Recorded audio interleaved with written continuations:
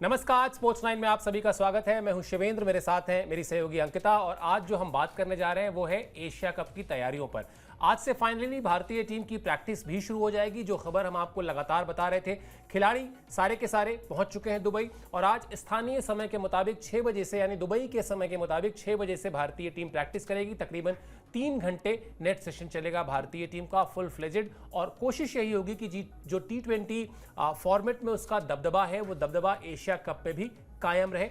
World champion team है T20 की। इसके अलावा बातचीत करेंगे इरफान पठान के बयान की, बातचीत युवराज सिंह की भी करेंगे क्योंकि वो एक अनोखी सलाह दे रहे हैं टीम इंडिया के 2 खिलाड़ियों को। ये सब कुछ आज शो पर होगा, लेकिन शुरुआत करते हैं एशिया कप के हवाले से जो बड़ी खबर आ रही है उससे, यानी भारतीय टीम की प्रैक्टिस जो है वो आज से शुरू होगी। ये इस वक्त की सबसे बड़ी खबर है। दुबई की आईसीसी एकेडमी में होगी प्रैक्टिस। भारत का पहला मैच 10 सितंबर को यूएई के खिलाफ है। 14 सितंबर को भारत और पाकिस्तान का वो मुकाबला है जिसका इंतजार पूरी दुनिया के क्रिकेट फैंस करते हैं, क्योंकि एक हाई प्रोफाइल मैच होने की उम्मीद ही है। हालांकि क्योंकि जिस तरह का पाकिस्तान का परफॉर्मेंस अभी हाल फिलहाल में देखने को मिला है, ऐसा लग नहीं रहा है कि भारतीय टीम को कोई मुश्किल आने वाली है। पाकिस्तान की टीम 170 रन की टीम होकर रह गई है T20 फॉर्मेट में। ये बात मैं लगातार कहता आ रहा हूँ पिछले कई महीनों से, बल्कि कई साल से, कि क्रिकेट जो है खासतौर पर T20 का जो क्रिकेट है वो अब 250-250 की रेंज का क्रिकेट हो चुका है। लेकिन पाकिस्तान की टीम अब भी 8-10 साल पुराने फॉर्मेट में है, जहां पर वो 170 रन ही अफगानिस्तान के खिलाफ नहीं बना पाई थी और 170 रन ही बना पाई यूएई के खिलाफ, जिसमें वहां पर भी हालांकि कोई बहुत बड़ा मार्जिन नहीं था, 30 रन से ही जीती। तो वो मुकाबला जिसका इंतजार जरूर है, क्योंकि थोड़ा तो जोश पाकिस्तान के खिलाड़ी भी दिखाएंगे भारत के खिलाफ। लेकिन पहली लड़ाई जो है वो है यूएई से। मुझे लगता है अंकिता, जब भारतीय टीम का जो इस वक्त स्टेचर है विश्व क्रिकेट में T20 फॉर्मेट में, भारतीय टीम इस माइंडसेट की टीम अब बन चुकी है, जो मुझे लगता है, जो मेरा आकलन है, कि वो मुकाबला यूएई से हो, मुकाबला यूएसए से हो, मुकाबला पाकिस्तान से हो, मुकाबला ऑस्ट्रेलिया से हो, मुकाबला इंग्लैंड से हो, कोई फर्क नहीं पड़ता। टीम अपनी तैयारियों के हिसाब से जाती है, टीम जीत के इरादे से जाती है। ऐसा नहीं है कि ये जरा कमजोर टीम है तो थोड़ा सा कॉम्प्लेसेंट हो जाते हैं। टीम एक जिस तरह की डेडिकेशन, जिस तरह की कमिटमेंट चाहिए होती है, उस कमिटमेंट से पूरे टूर्नामेंट में जाती है। और इसका सबूत आप वर्ल्ड कप याद कर लीजिए, लगातार सारे मैच भारतीय टीम जीती थी सिवाय फाइनल के, वहां पर गलती हुई, हार गए। आप T20 वर्ल्ड कप याद कर लीजिए, भारतीय टीम लगातार जीत के गई थी। तो वो जो लगातार जीत का सिलसिला है, जहां पर रास्ते में कमजोर टीमें, मजबूत टीमें दोनों मिलती हैं, उसके खिलाफ तैयारी एक जैसी रहती है। यही मेरे ख्याल से आदर्श स्थिति होती भी है, यही आइडियली होना भी चाहिए। और इन सब चीजों की शुरुआत, इस माइंडसेट की शुरुआत आज नेट सेशन से हो जाएगी। बिल्कुल। और देखिए, मतलब 2024 की बात करें तो वो रोहित की टीम थी, लेकिन जैसे ही हम बात करें सूर्य कुमार यादव की टीम की बात करें, जहां पर स्टार्ट जो है वो अभिषेक काफ़ी अच्छा देते हैं। संजू सैमसन के साथ जो वो पार्टनरशिप उनकी आपने देखी, और ये कहा गया कि भाई जो नए खिलाड़ी हैं, क्या वो कंपैरिजन हम करते हैं पुराने खिलाड़ियों से करते हैं, जो तेज शुरुआत दिलाते थे, उनसे कहीं कंपैरिजन आपका किया जाता है। लेकिन जिस तरीके का प्रदर्शन रहा है अभिषेक शर्मा का, और जिस तरीके से IPL में उन्होंने क्या गजब का प्रदर्शन किया, तो कहीं ना कहीं वो सारी चीज़ें जो है वो पूरा विश्व भी उन्हें देख रहा होगा, पूरा बाकी टीमें भी उन्हें देख होंगी। इस तरीके से वो पावर प्ले का सही तरीके से इस्तेमाल करते हैं। तो तमाम सारी चीजें जो है वो इस जनरेशन में भी है, इस खिलाड़ियों में भी है। और कहीं ना कहीं भारतीय टीम जिस तरीके का प्रदर्शन हाल फिलहाल में करके गई है, तीनों फॉर्मेट की बात करें या फिर T20 फॉर्मेट की बात करें, तो कहीं ना कहीं अच्छी बात है कि जो पिछले रिकॉर्ड्स थे, सूर्य कुमार यादव की कप्तानी में रिकॉर्ड्स थे, वो कहीं ना कहीं बहुत बेहतर है। नंबर 3 की बात की जाए, तिलक वर्मा वहां पर कमाल का प्रदर्शन कर रहे हैं। तो सारे युवा खिलाड़ी जो है, एक स्टार्ट काफी अच्छा मिल जाता है, उन्हें पता होता है कि पावर प्ले में आपको कितने रन बनाने, पार्टनरशिप बिल्ड हो जाती है। और अभिषेक शर्मा एक बार अगर टिक जाते हैं तो उन्हें पता है कि पावर प्ले के बाद जो है वो तेज शुरुआत के साथ जो है वो पारी को बड़ी पारी में कैसे तब्दील करना है। तो आज प्रैक्टिस जो है वो होगी, और यहाँ से जो है वो बाकी जितने भी प्लेयर्स हैं वो कहीं ना कहीं बहुत दिन बचा नहीं है। 10 सितंबर को जो है वो भारतीय टीम अपना पहला मुकाबला खेलेगी। तो यहाँ से एक अच्छी शुरुआत हो जाएगी। एक तरीके से वार्म अप मैच यहाँ पर सारे प्लेयर्स खेलेंगे, और एक साथ जब होंगे तो कहीं ना कहीं टीम गेम भी वहाँ पर नजर आएगा। तो अच्छी शुरुआत होने की उम्मीद है, और बाकी प्लेयर्स तो काफी बढ़िया, हर एक खिलाड़ी जो है वो अच्छी फॉर्म में नजर आ रहा है। बिल्कुल, हर एक खिलाड़ी अच्छी फॉर्म में नजर आ रहा है, और कुछ खिलाड़ी तो ऐसे हैं जो कुछ ज़्यादा ही अच्छी फॉर्म में नजर आ रहे हैं, उन पर भी बात करेंगे। लेकिन पहले तैयारी इस बात की थी कि एक कैंप लगा लिया जाए, कंडीशनिंग कैंप इंडिया में लगा दिया जाए इस एशिया कप की तैयारी के लिए। लेकिन फिर फाइनली तय हुआ कि नहीं, दुबई में जाके ही प्रैक्टिस कर लेते हैं। बेहतर फैसला था। उसके अलावा दूसरा बड़ा फैसला था जब खिलाड़ियों को अपने अपने शहर से जाने की छूट दी गई, ताकि पहुंचने के अगले ही दिन वो प्रैक्टिस कर सकें। एक फ्लाइट कम हो जाना, यानी आपका कम से कम 4-5 घंटे का वो जो हैसल होता है ना, आप अपने घर से निकलते हैं एयरपोर्ट पे जाने के लिए। एयरपोर्ट पे भी आपको फ्लाइट के समय से पहले पहुंचना होता है, फिर एयरपोर्ट से होटल, वो सब कुछ बचा है खिलाड़ियों का। तो इसीलिए पहुंची टीम बीती रात ही है, लेकिन आज पूरी तरह से पूरे जोशो खरोश के साथ प्रैक्टिस भी करेगी और ठीक ठाक इंतजार। एक महीने के ब्रेक के बाद भी बहुत सारे खिलाड़ी आ रहे हैं, क्योंकि इंग्लैंड के खिलाफ जो टेस्ट सीरीज थी उसके बाद एक्शन में एक तरीके से भारतीय टीम अब आ रही है। एक महीने का लगभग गैप मिला है। चलिए हम बात कर रहे हैं कि कुछ खिलाड़ी कुछ ज्यादा ही अच्छा कर रहे हैं। कौन से वो खिलाड़ी हैं आपको दिखाते हैं। 3 खिलाड़ी भारत के ऐसे हैं जो T20 फॉर्मेट में कमाल की फॉर्म में है। इन्होंने T20I में सबसे ज्यादा रन बनाए हैं। 3 खिलाड़ी हैं, हार्दिक पांड्या, अभिषेक शर्मा और तिलक वर्मा। अभिषेक ने इस साल 5 T20 मैचेस में 279 रन जोड़े हैं। तिलक ने 2025 में जो 5 मैच खेले हैं उसमें 133 रन जोड़े हैं और हार्दिक पांड्या 5 T20 मैचेस में 112 रन जोड़ चुके हैं।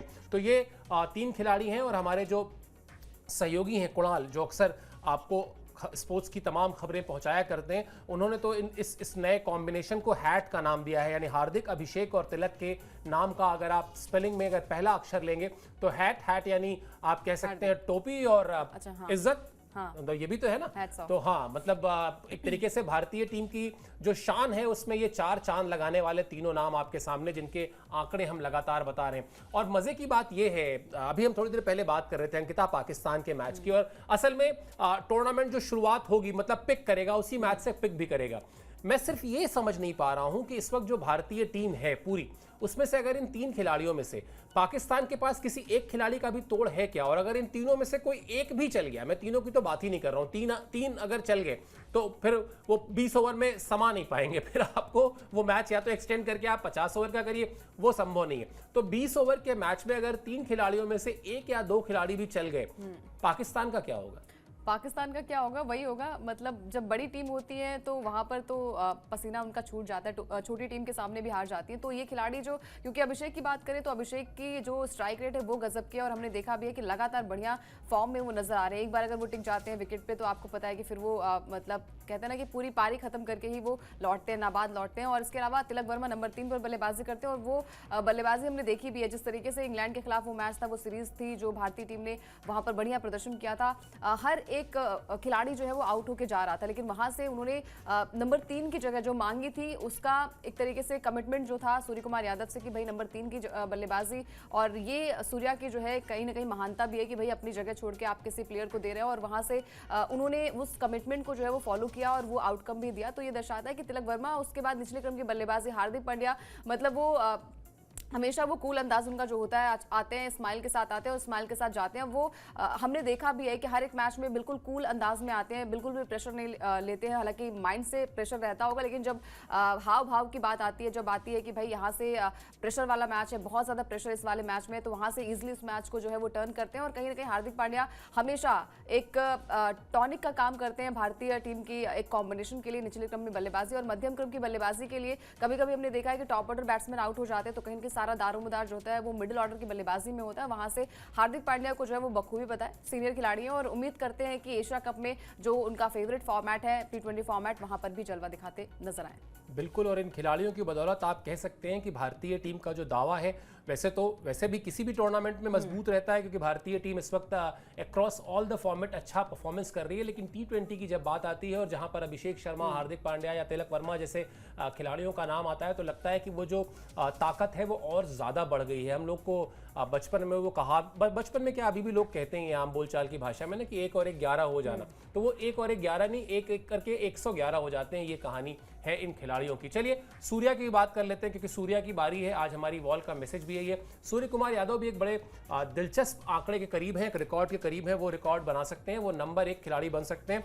नंबर 1 खिलाड़ी बन सकते हैं किस रिकॉर्ड में? जहां पर वो सबसे ज्यादा सिक्सेस लगाने में वो 7 खिलाड़ियों को पीछे छोड़ सकते हैं, और इन 7 खिलाड़ियों में विराट कोहली का नाम भी है, रोहित शर्मा का भी नाम है। रोहित ने भारत की तरफ से, यहां पर एशिया कप की बात हो रही है, सिर्फ ये समझ लीजिए, एशिया कप में रोहित शर्मा के नाम 12 सिक्सेस हैं, जबकि सूर्य कुमार यादव 5 मैचों में 8 छक्के ऑलरेडी लगा चुके हैं, 8वें नंबर पर वो हैं। और जिस तरह के वो खिलाड़ी हैं, जहां पर अभी अंकिता अपनी बात खत्म कर रही थी कि जिस तरह से सूर्या बल्लेबाजी करते हैं, जिस तरह से वो इस फॉर्मेट में लंबे समय तक दुनिया के नंबर 1 खिलाड़ी रहे हैं, निश्चित तौर पर उनसे भी उम्मीदें होंगी। और कहीं ना कहीं एक चीज और देखनी होगी कि अगर सूर्य कुमार यादव को, हालांकि अभी तक ऐसा कोई मैसेज नहीं है उनके पास, लेकिन अगर उनको अगले साल T20 वर्ल्ड कप तक भारतीय टीम की T20 की कमान को संभाले रखना है तो फिर उनको बहुत ज़्यादा मेहनत करनी होगी, लगातार अच्छा परफॉर्मेंस करना होगा, क्योंकि द बिग थिंग, यानी भारतीय क्रिकेट के the big thing, Shubman Gill अब उनके डेप्यूटी हैं। अगर परफॉर्मेंस में कहीं 19-20 होती है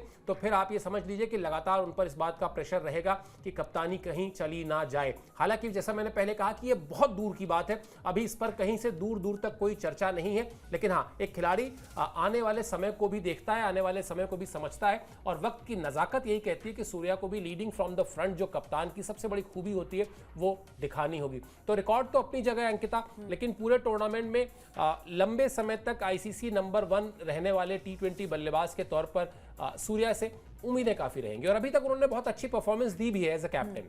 बिल्कुल एज अ कैप्टन दी है, लेकिन जब प्रॉपर कैप्टन से उम्मीदें होती है कि भाई आके वो जो है वो ताबड़तोड़ बल्लेबाजी करे, वो कहीं ना कहीं इंटरनेशनल मैच में, अभी फिलहाल के मैचेस में हमने देखा नहीं है आईपीएल में जिस तरीके से प्रदर्शन रहा है। हमने 2025 में देखा है कि वो स्ट्राइक रेट गजब की थी उनकी, और साई सुदर्शन के बाद जो है वो सबसे ज्यादा रन साई के बाद जो थे वो सूर्या के थे। तो वो कैलिबर है, वो पोटेंशियल है, और हमने देखा भी है कि बड़े मैचेस में जब वो चलते हैं और जब अपना 100% देते हैं, कप्तानी हालांकि थोड़ी सी प्रेशर वाली होती है, उम्मीद यही होती है और टीम का मोटिव यही होता है कि आप जीतें। आप हर एक मुकाबले में आपका मोटिव यही होना चाहिए कि आपको हर एक मैच में जो है वो जीत मिले और टूर्नामेंट्स में जीत मिले, बड़े मैचेस में जीत मिले। वो भारतीय टीम की तरफ से सूर्य कुमार यादव जो है वो अपना 100% दे रहे हैं। बाकी प्लेयर्स के साथ जो कॉम्बिनेशन उनका रहता है, जो बॉन्ड रहता है, और यही अच्छी बात है कि आप जो लेगेसी फॉलो करते हैं, बाकी प्लेयर्स के साथ आपका कैसा तालमेल रहता है, वही तालमेल जो है वो आप जो जूनियर खिलाड़ी होते हैं, जो युवा खिलाड़ी होते हैं, उन्हें भी आप मोटिवेट करते हैं। वो मोटिवेशन जो है वो हमने देखा भी है पिछले जितनी भी सीरीज हुई, आपने साउथ अफ्रीका सीरीज देखी, आपने इंग्लैंड सीरीज देखी, जिस तरीके से प्रदर्शन भारतीय टीम का रहा है,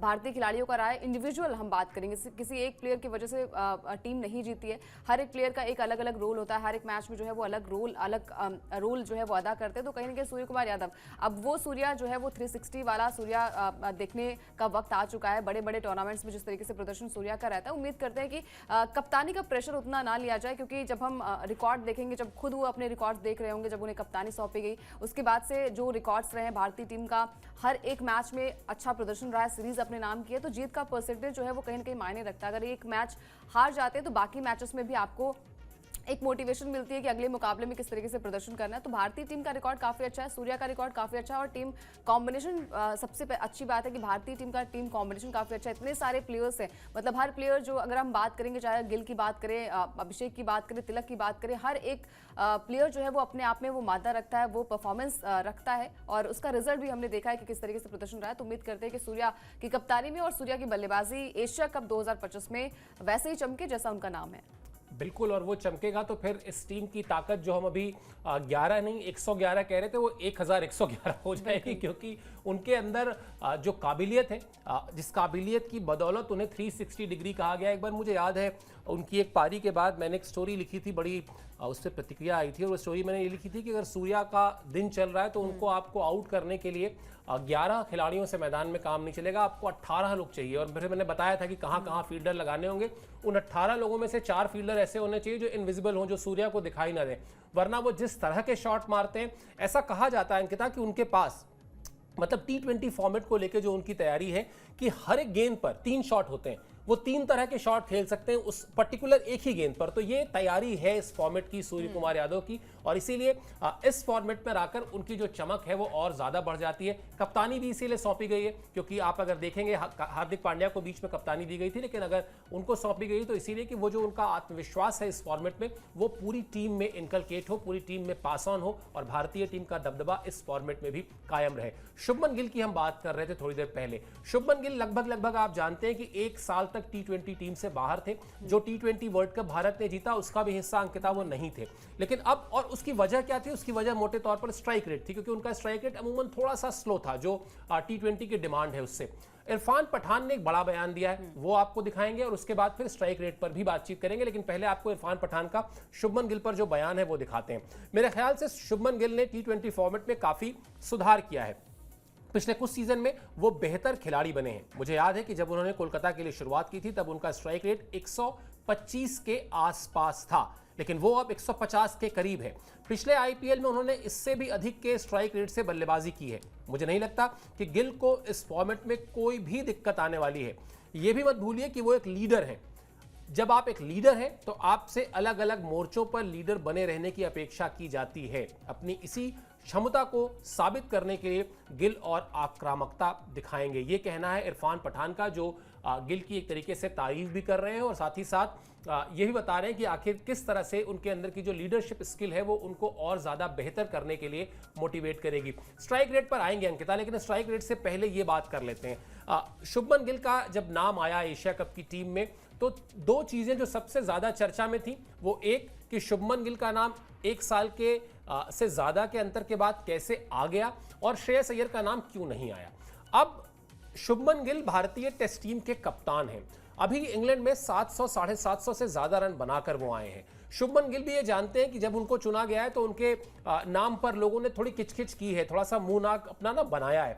शुभमन गिल साबित करना चाहेंगे, जो बात इरफान पठान कह रहे हैं ना कि उनके अंदर वो लीडरशिप स्किल भी है, वो बल्लेबाज किस तरह के हैं ये हमने देखा है, वो भी साबित करना चाहेंगे कि इस फॉर्मेट में ऐसा कुछ नहीं है जो उनको रास ना आता हो, या ऐसे कहें कि ऐसा कुछ नहीं है जो वो बीट ना कर सकते हो। बिल्कुल, और देखिए मतलब सबसे बड़ा एग्जांपल है आईपीएल का। आईपीएल में जिस तरीके से कप्तानी इस सीजन की है 2025 में, एक अलग तरीके से गिल नजर आए। अपनी कप्तानी के साथ साथ अपनी बल्लेबाजी में भी वो हम कहते हैं ना कि वेरिएशन के साथ साथ वो जिस तरीके का अपनी काबिलियत रखते हैं। स्ट्राइक रेट की सबसे ज़्यादा बात हो रही थी तो कहीं ना कहीं वहाँ पर भी नजर आया।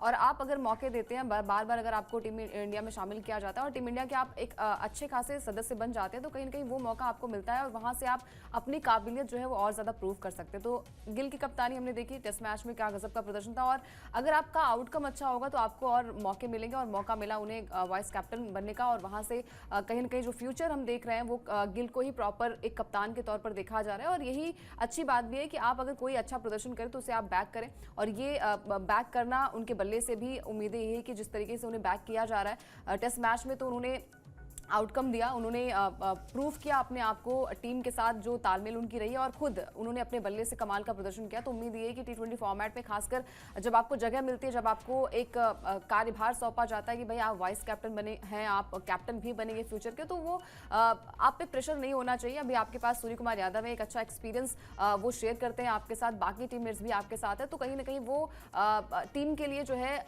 अच्छा भी होता है और खुद के लिए भी अच्छा होता है। मानसिक तौर पर भी आप पिछला मैच जीत कर आ रहे हैं और आईपीएल में अच्छा प्रदर्शन भी है, तो अपने स्ट्राइक रेट से तो उन्होंने हर किसी का मुंह बंद कर दिया। लेकिन अब एशिया कप में क्या कुछ प्रदर्शन करते हैं और बड़े मैचेस में किस तरीके से वो प्रदर्शन करते हैं, क्योंकि अभिषेक के साथ जो है वो ओपन करते वो नजर आ सकते हैं। और ये कहीं ना कहीं अभिषेक के साथ जिस तरीके से अभी बॉन्ड रहा है संजू सैमसन का, उम्मीद यही करते हैं कि जो फैंस है वो चाहते हैं कि उनका भी प्रदर्शन वैसा ही नजर आए।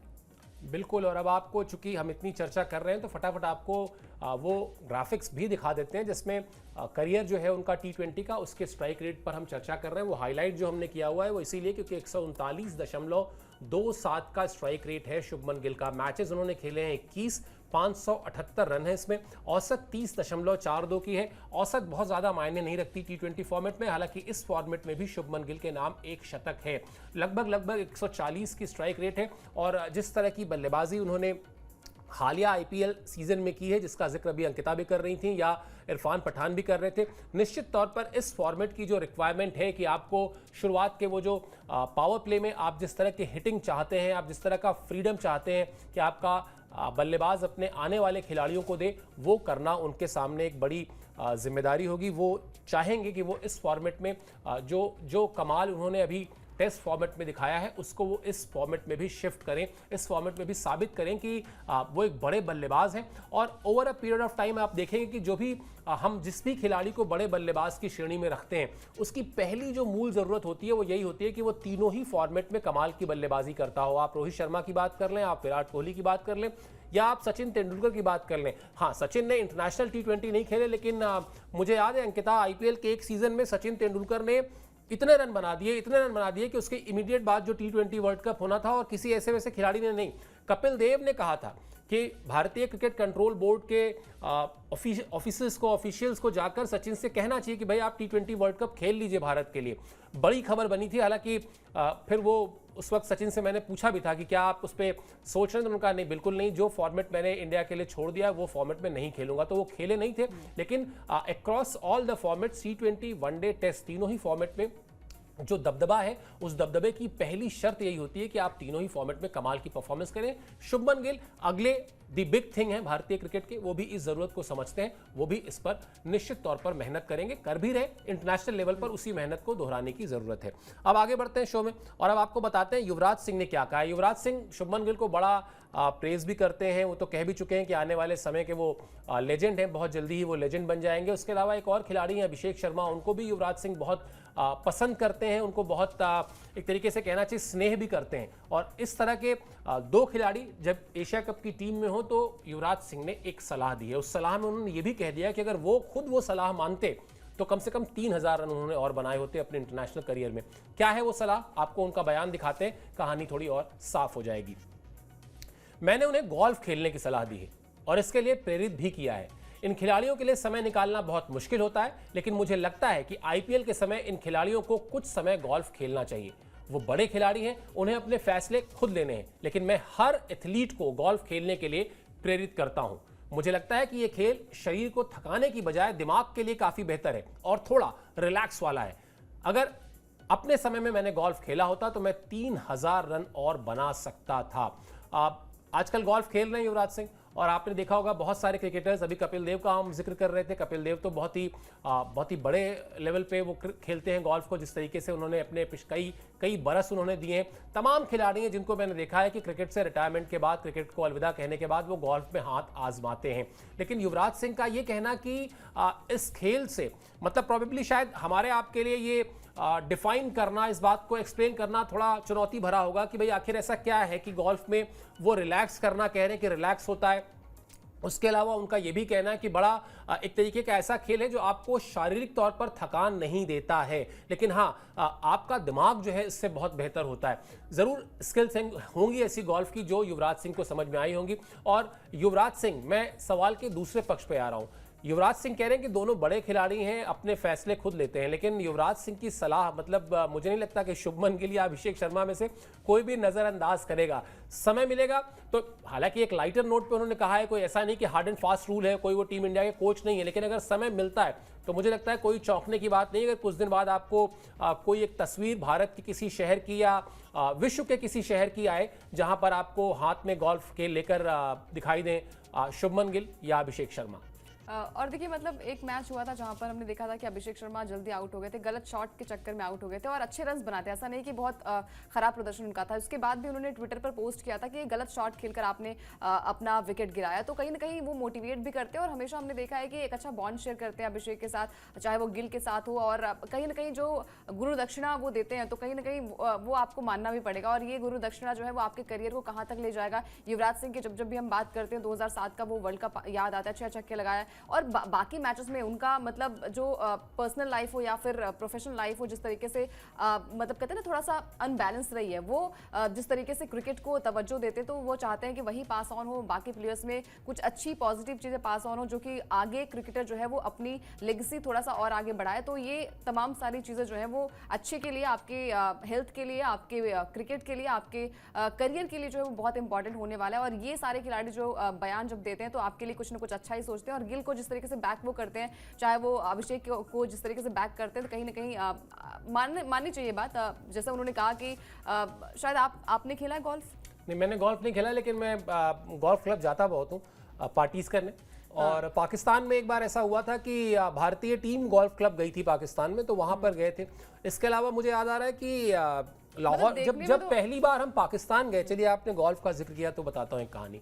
पहली बार हम पाकिस्तान जब गए अंकिता, तो 2004 की बात है। खाने का बहुत बड़ा चैलेंज था, इसलिए नहीं कि मैं नॉनवेज नहीं खाता हूं, इसलिए क्योंकि वहां का जो नॉनवेज है उसमें इतना तेल और इतना मसाला होता है सामान्य खाने में भी कि वो आप उसको पचा नहीं सकते। मतलब आपको देख के थोड़ा सा हेजिटेशन होता है, खाएं कैसे, इसमें खाना कहाँ है, मतलब तेल ऊपर से दिखता रहता है। तो एक हम जहां से काम करते थे, जो हमारा वर्क प्लेस था, उसके ठीक सामने मैंने एक बोर्ड देखा, वहां लिखा हुआ था Alfalah mini golf club. Alfalah वहां का एक बैंक है, तो हम उस मिनी गोल्फ क्लब में चले गए। वहाँ पर एक शेर खान साहब नाम के व्यक्ति थे जो वहाँ के पूरी जो सिक्योरिटी थे उसके हेड थे वो। तो हमने अपना परिचय दिया, बड़े खुश हुए। बहुत बड़ा, जैसा मैं अक्सर कहता भी हूँ कि पाकिस्तान का जो अवाम है, जो वहाँ के आम लोग हैं, वो हिंदुस्तानियों को बहुत प्यार से बुलाते हैं अपने पास। तो उन्होंने कहा, मैंने बताया, मैंने कहा भूख लगी है और मैं बड़ा मतलब परेशान हूँ, खाना नहीं मिल रहा। बोले क्या खाएंगे आप? मैंने कहा आपके पास है क्या, रेडीमेड क्या है, क्योंकि भूख बहुत तेज़ लगी। उन्होंने कहा कि आप छोले खाएंगे। तो उन्होंने छोले मंगवाए, साथ में रोटी मंगवाई, और बिल्कुल जैसे हम अपने घरों में खाते हैं, कम मसाले वाला।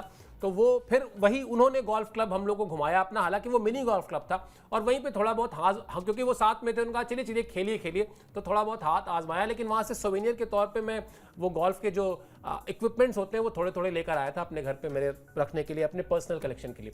खैर चलिए, जैसा मैंने कहा कि अगर युवराज सिंह को जिस तरह से अभी अंकिता ने कहा कि गुरु की तरह मानते हैं दोनों खिलाड़ी, तो अगर युवराज सिंह की ये नसीहत है, ये सलाह है, ये सजेशन है, तो जैसा मैंने कहा कि जल्दी ही अगर आपको दोनों ही खिलाड़ी यानी अभिषेक शर्मा और शुभमन गिल के हाथ में किसी दिन गोल्फ की स्टिक नजर आए तो चौंकिएगा मत।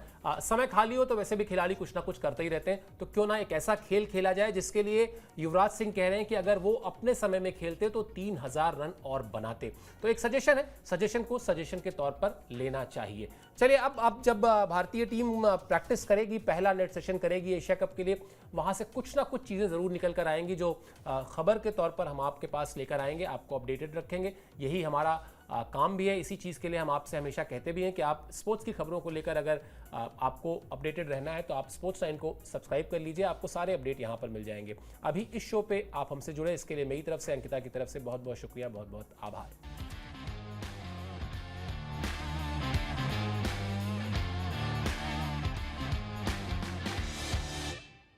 सीक्रेट रेसिपी MDH का जीरा सिप जल जीरा मसाला। सिप सिप जीरा सिप MDH का जल जीरा सिप MDH का जल जीरा सिप।